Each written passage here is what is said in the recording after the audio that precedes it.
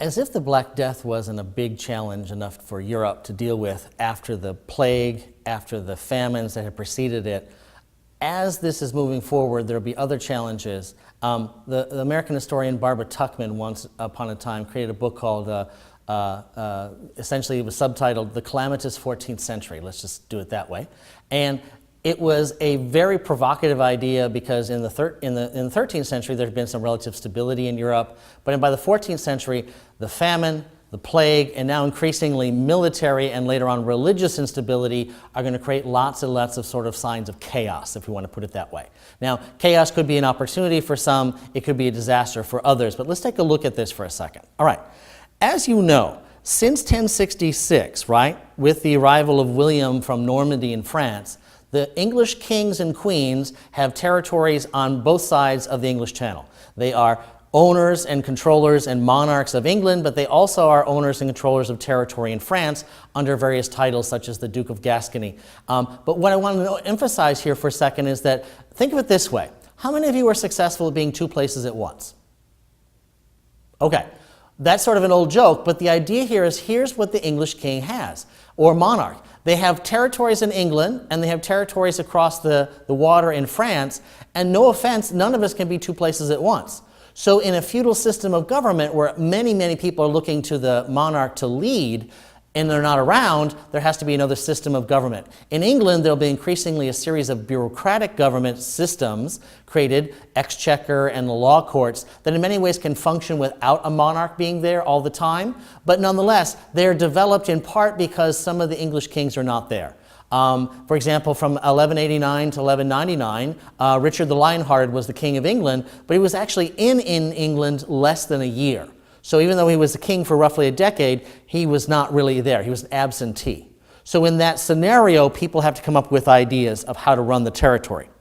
Now, since there are issues where the English king has territory both in England and on the mainland, there is then, of course, going to be the inevitable struggle over boundaries and taxation, oaths of fealty and homage within the feudal system, as the French king demands that the English king, as his role as an owner in France, owes loyalty to the French king for those territories.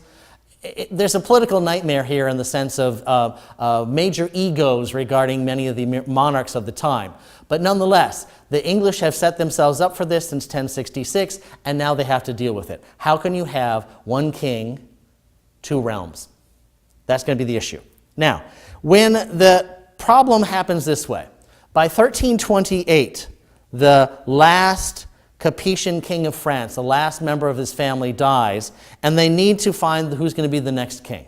Now, the French recognize that they do not want to be controlled by the English as they move forward. So the real, if you look at it one way, the real heir in this whole royal family dynasty inheritance should be the English king whose mother was a French princess, right? But instead what the French do is they decide to create what's called the Salic law. They decide to say, you know what, there's no way you can have a woman used as the way of inheritance. It can only pass male to male, in which case then they were able to find a French noble family, the Valois family, who are cousins of the former royal family of France, but not technically the next ones in line. So essentially the 100 Years' War will be in part be an issue of French territory, but an English controlling of it.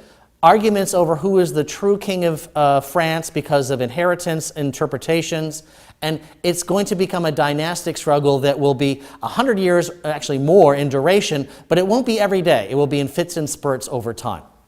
What will happen, though, is that as we look at the way this works, the English will be very successful when there is a pitched battle, when there's like one specific place where there's a battle at places like Crécy and Poitiers and Agincourt. The English will always win those pitched battles. They're wildly successful because the French are using very old-fashioned military tactics.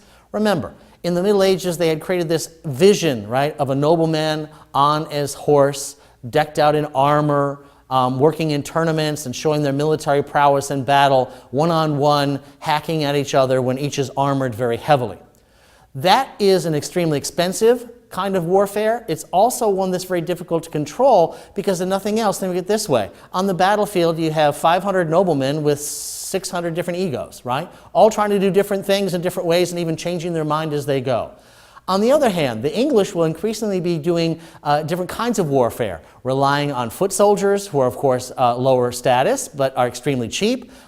Many of them using pikes or the longbow, using arrows, so that in essence the French have to get close to somebody and hack them down, while the English can, of course, fire different kinds of missiles or stab at their enemy from a distance. What will happen is in each of these battles, the French will fight the wrong place, the wrong time, in the wrong way, and the English will be successful. So why, if the English keep winning the major battles, do they lose the war? Well, here's the issue. As the French people are experiencing the English occupation, or the mercenaries hired by the English, the more the English expand in France, the more they conquer territory, strip people of their resources, and it's as if they come in and take over your village, steal most of your food, kill some of your members, and then they do that on Wednesday, and then Thursday they say, well, you know, this is the way it is going to go in the English Empire controlling you, right? They're essentially making more enemies the more they expand outwards. That's going to be a key issue in undermining their abilities. Also, it's extremely expensive to go through warfare. Many people want to come and take what loot they can and then go back to their home in England. Or there's simply the problem that France is just too big and they just can't go and conquer everything. Now, within the context of the world of the 100 Years' War, we have, of course, the story of the famous Joan of Arc. This will help us understand why the French will be able to finally win. Okay, and this is just a depiction of one battle. It's stylized and it's not really reflective of reality. But the idea here is that Joan of Arc, as a young woman from a small peasant family in what you know as modern-day Champagne region of France, has a series of visions. She goes to see the French prince, his name is Charles, who should be the next French king, but actually they have created a situation where the English king is going to marry a French princess, and they're going to resolve the dispute over the dynasty that way. But here is an adult prince who is expecting to become king, who's the rallying point for the Frenchmen and the rallying point for the people who are loyal to the French royal family. He's at a crossroads. The military situation is not going well, and here comes this, no offense, backwoods woman who's going to come and tell me and my French warriors and soldiers what to do. Joan will be successful in motivating the French at a place called Orléans, a major battle, in the time period between 1429 and 1430. But what she's most famous for is that she is that rallying call. She is that symbolism of the French nation.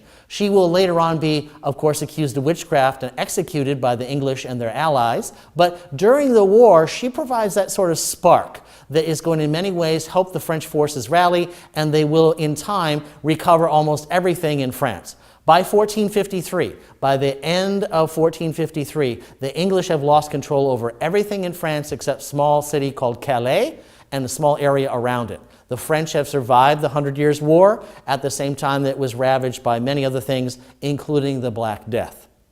Take a look at this area inside the text that you're reading and notice all the correlation here that this is a very calamitous 14th century for many people in Europe, militarily, economically, socially, and medically. Take a look also and see if there's any practice questions that can help you pull all this knowledge together.